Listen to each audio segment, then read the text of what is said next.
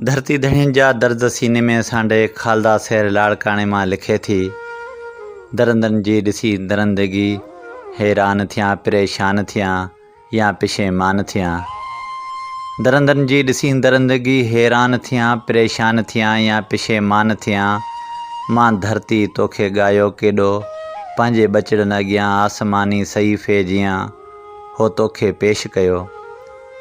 हित उस्ताद रूह जो पी, हित वालद धी जो मान, हित भाइर भेणनि जूं चादरूं। ही धरती सूफ़ियनि जी बुज़ुर्ग पीर फ़क़ीर सरमस्त, हुन जा शीदा ई कलंदर भी हिती ॼायो लतीफ़ भी।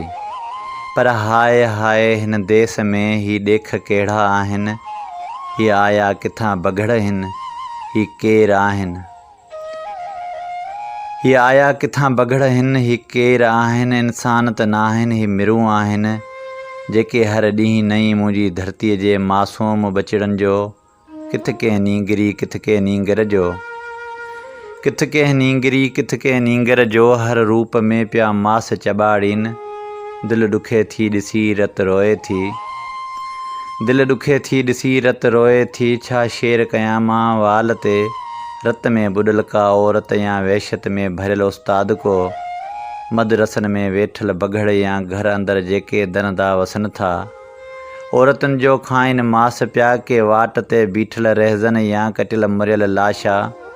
लिखां मथां पोइ छा भला उन दर्द खे किथ आराम अला, उन दर्द खे किथ आराम अला। न मां कोन कंदुसि का तस्वीर शेर, मां नथी चाहियां हर हर पियो दोहराइजे को हादिसो।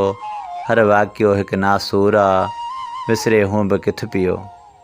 हर वाक़ियो हिकु नासूर आ, विसरे हूअं बि किथ पियो। जॾहिं भी का तलख़ यादि सालनि खां पोइ फेसबुक ते मोटी ईंदी आ, ईअं ई लॻंदो आहे ॼण ॿीहर हुन नींगर या नींगरीअ सां ई हादिसो वरजायो वियो आहे। हा, ईअं ई लॻंदो आहे ॼण ॿीहर हुन नींगर या नींगरीअ सां ही हादिसो वरजायो वियो।